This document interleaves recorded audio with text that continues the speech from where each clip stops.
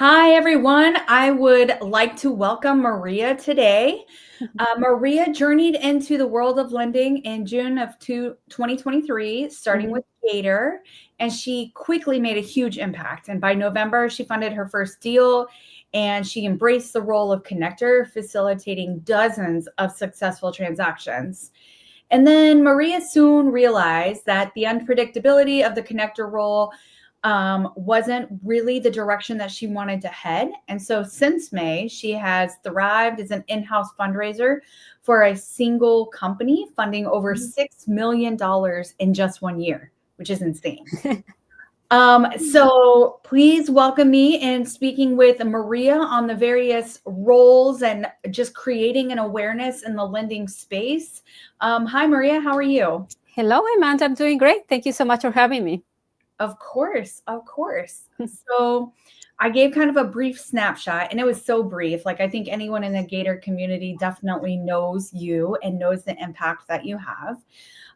So just tell me a little bit about how you got, I mean, $6 million in a year. That is huge. What caused you to focus on working with one partner? Mhm. Well, yes, as you said, I started being, I did my first loan. It was like $25,000 second lien.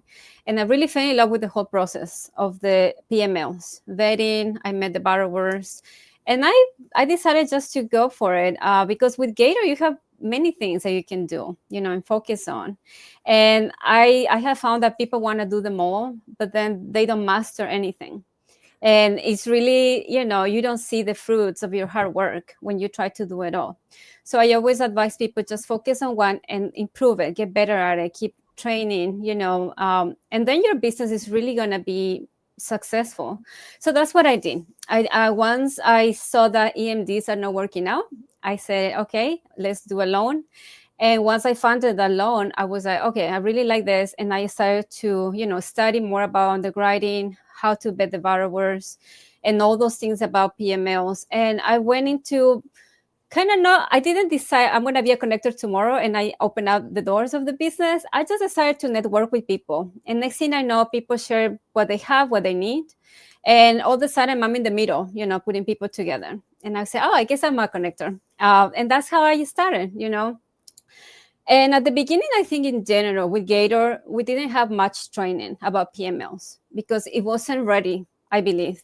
Gator 3.0, we had to kind of stick to 1 and 2 first. But people started to post deals and everybody, started to throw money at those deals. And I think, a lot of people have lost funds because of that. I think we lacked a lot of training. Now we have safety semester, we have ethics semester, underwriting semester. So at this point, honestly, there are no excuses. Before I can see that even connectors, lenders, even borrowers, they just can't, they didn't know anything. And we started to do our best, I would say. But that's not enough in this business. There are so many odds and ends, and just trying to do your best is not enough. And that's why I started to dislike being a connector because everything seemed to be okay on paper. Underwriting, tons of hot experience from the borrower. And then next thing you know, loan is due, house is still on the market, they didn't do a good work, they cannot achieve the ARV, second liens are struggling to get their money back, or the borrowers don't pay the hard money lender throughout the months. And all that, piles up and leaving very little to the second lien loans. So yeah, I said, this is not good because I put so many lenders through those situations without meaning, to have them go through that. But that's all we knew in the Gator community. So yeah, since May, I met such a great borrower, and we do first lien loans. And he started to grow, and I kept providing loans for him. So there was a point that he invited me to be a full time for him, an in-house fundraiser. And I was thank you God. Yeah, no more second liens, no more random borrowers coming to me. Everything seems fine at the beginning, but then we see the surprises. So yeah, I've been working for them full time. We fund a lot of deals every week. I do have a partner, is also a Gator, and that's how I have been able to achieve those 6 million. From the beginning, and now also alongside with my partner, we both work for them. That's awesome. Yes. Very cool. So when you were first starting off, and I would agree, and some of it I don't even, I have to tell you, I think that everyone was really excited to lend, that they weren't really excited to listen, even though we didn't have the same level of education. Right. There was still a lot of these are red flags. Make sure you Mm-hmm. know what you're doing. Make sure you connect with people that know what they're doing. Right. That all gets kind of skipped and just thrown out the window. And I know in the TC space, sometimes I see bad lenders, I see bad borrowers, I see bad Mm-hmm. connectors that, like, once the transaction closes, they just kind of disappear and no one hears from them again. Mm-hmm. And so I was hoping that you're obviously very successful in this role and you definitely niched down successfully. What do you think someone would look for? And we'll just kind of go role by role. But what do you think someone should look for in a good lender? Mm-hmm. In a good lender or borrower? We'll start with lender and we'll kind of just work our way over. Okay. So yeah, I think in this type of lending business, as I said, everybody plays a huge part. It's not just the borrower being able to perform, or not just the lender having the funds, or not having a great TC that's going to handle the paperwork. Everything has to be in place. Now, I have seen a little bit of everything with lenders and borrowers.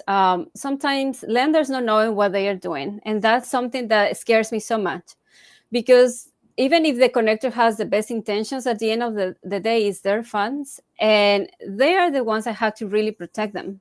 When people tell me, oh, I have seen you around, I want to do deals with you, I say, sure, I'll send you a project. Please do your due diligence. Hire an underwriter. If you don't know what you're doing, hire someone. Melissa Palmer offers all the services that you can take the deals to her. She can help you do the due diligence. But I see lenders that, they don't want to spend the money to do those things. And they just say, no, it's all good, And I hate when they tell me, I trust you, I just want to do it. I said, no, do your due diligence first, because then it's my responsibility. You told me this is safe, this is good. And they don't take any ownership. At the end, when things go south, you never know. So yeah, I think with lenders, I tell them it's your superpower. Knowledge is going to be your superpower. Learn to underwrite, learn all the stages of the transaction. No, don't rely on a TC either. Like, you need to know, okay, was my lien recorded? Check on the county, do all those little things that you assume somebody else is doing for you, but the lenders have to also be on top of things. Because I have worked, I don't know, maybe with 10 TCs along this, throughout this time. And I have seen different ways of working, TCs omitting some paperwork sometimes, or not reviewing numbers. And then when I go to pay back the lenders, JV says this much, and the promissory note has all the numbers. And it's like, okay, now time to negotiate with the lenders, because this one says this one says that, So I always tell lenders, you just have to be on top of things. Don't trust me, don't trust the TC, don't trust the title company. Just be on top of things. If you don't know none of this, take your time. There is no rush to fund and, do deals, because you can lose your money. So yeah, if we talk about lenders, I think their superpower is knowledge and not trusting nobody. They have to do their due diligence. 100%. And I think it's really important. Usually my number one recommendation for lenders is to stay within a specific, kind of just like you said, everyone needs to focus in the lending space. I also think it's really beneficial to focus on a geographical location so that you understand the market. You have an attorney. You don't want to use just regular documents that are drafted by a title company. You want state specific, county specific, your attorney is willing to foreclose on that property. Exactly. And so all the time I see this. I see lenders that don't want to go through the hassle, or don't want to do this, or trust the borrower. It drives me crazy. Like, oh, well, they're a good person. And I'm like, no. Nobody is. It's a business, Absolutely. So I love that. Okay. So superpower for lenders is definitely knowledge. And I 1,000% agree with that. So what do you think? How do you view the role of the borrower? Well, that's huge too, because even if the numbers make sense, the house has plenty of equity and all the numbers align. If the borrower does not perform, it's useless. All the good vetting, all the good underwriting that you did. So, that's super hard because again, I have seen crazy things: people getting sick, borrowers getting cancer, borrowers going through divorce. Things happen. At the end of the day, they are still humans. They're going to go through life and see those things. But I believe for borrowers, based on my experience, they should have a team, because there are so many things in real estate, to go through during a project. Just one person saying, I'm going to do this, and my friend is a general contractor, the realtor is my good friend, that doesn't count. They are not liable for the loan. They should have a team that all of them are liable, kind of, on a certain level, and work together. Like for the company I work for today, everybody's in-house. General contractor is owner of the company. We have in-house realtor, in-house property managers, in-house fundraisers. Everything is in-house. We are like an army of people moving these projects alone. So God forbid one goes down, we have 9 others that are still up and running. And that's successful in real estate, because there's, as I said, so many unforeseen things that you will never see at the beginning. But a sickness or divorce, anything, you can now factor for those things. But if the borrowers have a team, so that makes a huge difference. You're not dependent on only one person to perform and protect your money. I think that's the goal for a borrower, not just experience. I have seen borrowers with tons of experience, like 20, 30 hats, but it's just them. So sometimes life happens, they get too busy, too overwhelmed, and things go south. So even the experience is scary. Even the experience that they show with the hat, sometimes is not guarantee of anything. So, it is such a risky business in general, because as I said, even if everything seems to be fine on paper, numbers and experience, anything can happen. So yeah, for borrowers, definitely having a team and the track record that they have been performing, and they have all the pieces in place, is huge, to perform. That's such a huge consideration. It's something when I do our paperwork for our sub-2s for transactions, I tell all of my independent operators, like, great, who else is getting a power of attorney? Because the reality is, like you said, you're looking at, especially some PMLs lend for long term.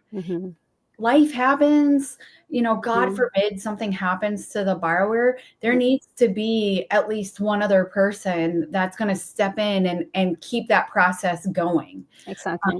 That is such a valid, I've never thought of that in a lending space, but it is genius. Yeah, I think it's so needed. Like the company I work for today, they have 3 owners on the LLC. So we have the main guy that does all the logistics and all the negotiations and everything. Then the general contractor that manages, the job sites. And we have a third party, an owner. She's a lady with a good credit score, because our exit is to do the DSCR loan at the end. That's all we do, the BRRRR strategy. So this lady just sits pretty, making sure the credit score is always up high, So that's what I mean. It's not just one person, because the exit strategy is not always going to be just sell the house. You're going to have to do a DSCR loan if the house is not selling, and if you don't have a good credit score, then oops, nothing I can do.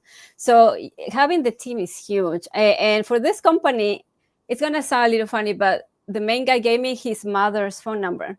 So my mom has access to the bank accounts. She knows how to finish up the DSCR loan. If we all 3 die tomorrow, call my mom. I mean, and it is true. I have his mom's phone number, But that's the type of mentality that borrowers have to have. What's going to happen if all that we have in place goes away? We have to protect the lender's money and have systems in place.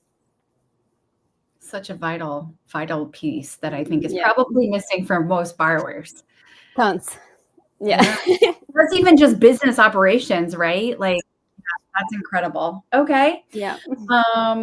So previously in your role as a connector, what do you think, if you were a borrower or you're a lender, what do you think you'd be looking for with a connector?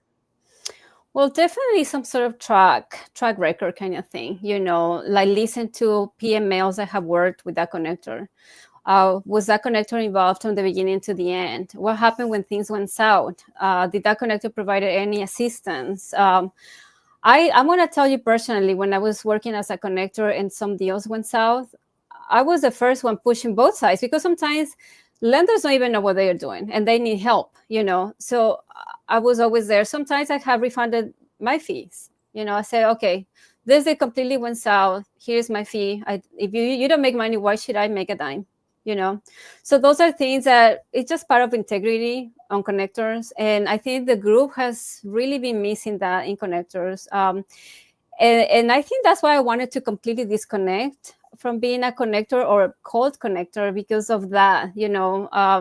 But again, at the end of the day, as I said at the beginning, regardless of connector being good or bad, the lender has to know what they are doing, and they can review any connector's deals. And if the deal makes sense, it's strong, you paid an underwriter, and you have all the securities in place. At the end of the day, the role of the connector should not be that monumental, because they can miss something, or at the end of the day, they don't have control over what the borrower is going to do at the end of the day. I went through a loan, second lien loan. The borrower was showing up. She was communicating constantly. When things went south, I said, fine, next exit strategy. What are we doing here? And then the lender couldn't understand, why should I remove the liens if I'm not getting paid up front? But there was no equity. The market dropped so much that there was nothing left over for the second lien. So the plan was to sell those properties, do the refinancing and then do a sub-2 deal right after to get some cash, and give the lender, and then for the lender to remain there for 5 more years. Those are I call them emergency exit strategies that lenders have to be ready for. And that's what I mean. The knowledge is going to be their superpower, because at that point too, you are in the situation that you're either going to lose all your money or go for the crazy exit strategy to remove those liens. First of all, you have to be under contract for the whatever new term, with the borrower. Once that contract is fully executed, then remove the liens, let the DSCR loan go through and put the liens right back on, and then move on with the next strategy, because again, if the lenders keep the properties, they are also going to benefit from depreciation, for a few years, if they hold it for 5 years or so. And those are things that lenders don't see. They want their money today, and that's it. So that's what I'm saying. It's so hard to be a connector. You don't have control over what both parties are going to do at the end of the day. And once what they want to see happen is not happening, then they kind of take it out on the connector. You brought me this deal, and things went south. But again, it's so hard to decide for them. You cannot at the end of the day. That's something very frustrating at some point, especially when you have gone through many situations and you know what's best for the situation that you have in front of you, but the lenders don't see it. It's so frustrating. Then you see them lose their money and just be upset to you. But it's like, you can be upset with me all you want, but your money is gone. You should have gone for that exit strategy that was offered. So yeah, that's why it's so hard to be a connector, because of those things. But again, at the end of the day, the lenders have to have the knowledge. They have to hire a professional underwriter and make sure the documents are in place, make sure the possible exit strategies if the borrower doesn't perform, and lend to own. You have to keep the properties, worst case scenario, and keep them. And that's how you can recover your funds, even if it takes you 5 or 10 years. That's what, that's the security in real estate. Absolutely. Mm-hmm. And I think a lot of the complications for connectors are the same as they are for transaction coordinators. Like, very frequently I will, like, I think you mentioned it earlier, it's very common for the numbers to be incorrect on promissory notes or security deeds. Yes. And it's not even like, I don't think that, everyone is human. Everyone makes mistakes. Title companies are going 100 miles an hour. Attorneys are going 100 miles an hour. The more eyes you can have review a document. Exactly. And I will get lenders that are just rushing. Like, they'll send money, even though I say, please don't send anything until everything is signed. We make sure everything is signed and appropriate, and then we send money. But they'll be, going out of country, and things are rushed. And so I think that like you said, the first time something goes wrong, they're looking for everyone else to blame. When instead there kind of needs to be this step back, and there needs to be make sure that the steps are taken appropriately before they get themselves in a situation. The other huge error I see is a delay in action when there's default. Yes. And so we talked about this earlier in this recording, but basically everyone needs to understand that this is a business. And so the day that your borrower defaults, now if they talk to you and you guys work out a short-term plan, and you can do an addendum. You can do an addendum, write it up, both sides sign, so that there are hard dates. As soon as that date passes, there needs to be action on the lender side. Yes. And so I tell all of my lenders, you need to lend with preparation of foreclosing. So if that's an extra $10,000, you need to make sure you have aside so that you can proceed to take over the property. Be prepared to do that. Hopefully your borrower is a decent person. They'll sign a deed in lieu of foreclosure. Yeah. You can deal with it, but you have to be prepared. If you live in California, do you want property in Illinois? I don't think so. And so all of that just goes back to like really responsible lending. And like you said, lend to own, like be prepared to take those steps, be prepared to take action and protect your own funds, because it is your money. It is. Yes. And that's what happened to me. I remember my very first loan I was talking about initially was $25,000. I saw it posted by a connector. And I reached out to her and I said, hey, I want to fund this. Let me review the deal. She said, yeah, I have worked with them before. The brother paid me back sooner than expected. They have experienced, good people. I said, awesome. Yeah, let's fund it. Let's do it. But then once time went by and I started to train myself and learn so much about this, I realized, oh my gosh, I made so many mistakes. Number one, I lended to this guy on his name, didn't have an LLC. Number one. Number two, I lended to the brother that had zero experience, not to the other guy that paid this connector back before. It was on the brother's name, zero experience. And another thing too, once the house was on the market, I was, pay time, but then it never sold. And I was like, why? It looks so beautiful. So I reached out to the agent and I said, hey, this house has been on the market for 3 months. Why is not selling? She told me all the horror stories about the house, that they did such a horrible work. There is rusted doors, there is holes here, holes there. And that's why they cannot achieve the price that they're asking for. And I was like, oh my God, like how do I have control over the quality of the work? Not just getting the work done, but now is it going to achieve the ARV? Especially when you're going to sell the house. And I, looking back, it's like, wow, so many mistakes, no experience, landed on his name. And when I wanted to do the foreclosure, I was like, I can't. I charged 20% flat fee return in 3 months, and he's not even an entity, a business. So I can't even. It's the worst feeling to feel that once they default and you want to take action and you cannot, because legally you feel that you are in trouble, if you want to proceed. So it's the worst feeling. I have seen a couple of lenders also be in the same situation, that lawyers don't want to take on their case because they broke usury laws. And they said, no, I'm not messing with that, And it's like, but I have a JV agreement. Oh, but you also have a mortgage and the lien. So that JV agreement is nothing. This is what we go by when we do a foreclosure. And the judges are just going to send you back home, And that's another crazy thing that I have seen a lot happening. It sounds great, the returns, flat fees, but if things go south, you're not lending to a very integrous person that's going to perform.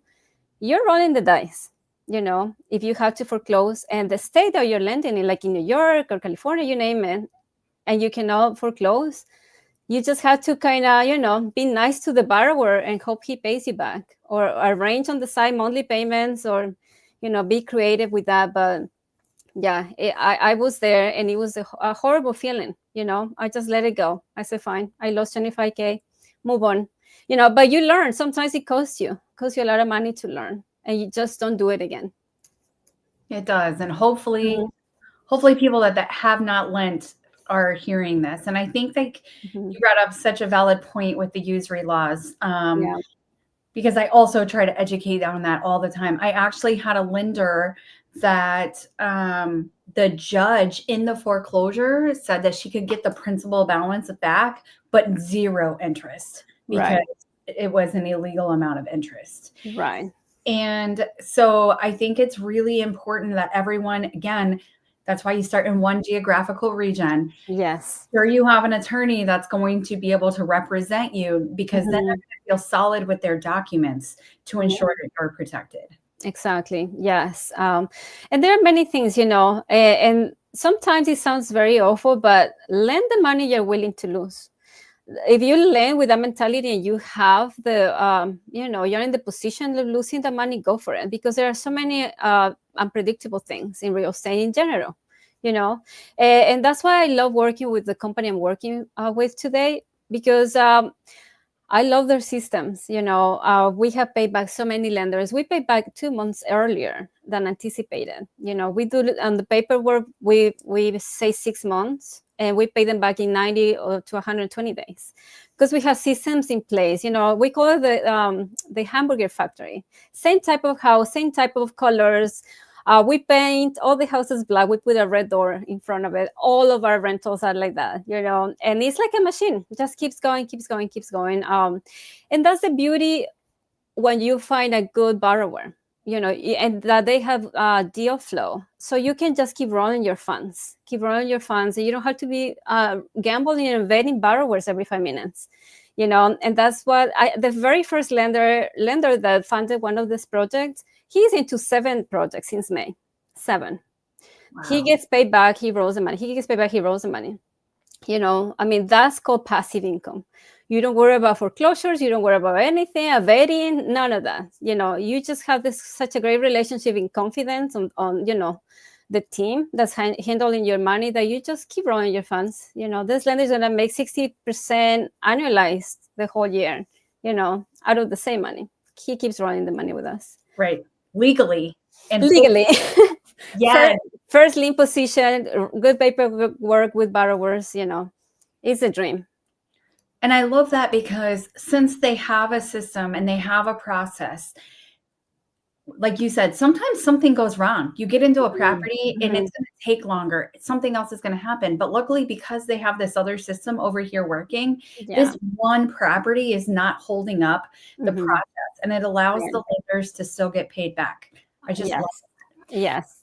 So, Maria, if someone is wanting to work with your team, how would they get a hold of you guys? What is the best way to reach you? I think Facebook, Maria Bach, Facebook. I do most of the business through Messenger, because in Gator, we are, using Facebook for that. So I guess a good starting point to reach me is Facebook, Maria Bach. Perfect. And I'll be sure to put that below so everyone can reach out to you. Maria, thank you so much for your time today. It was so amazing to talk to you. Thank you so much. My pleasure. Have a great day. You too. Thank you.